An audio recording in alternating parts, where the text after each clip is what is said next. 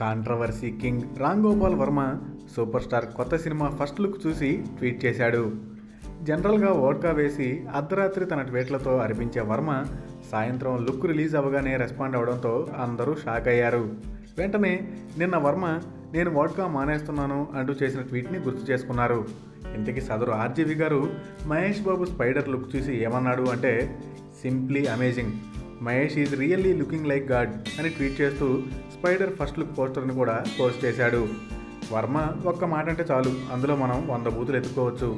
Spider look గురించి RGV ఇలా tweet చేశాడో లేదో తెగ లైకులు కామెంట్లు వచ్చేస్తున్నాయి.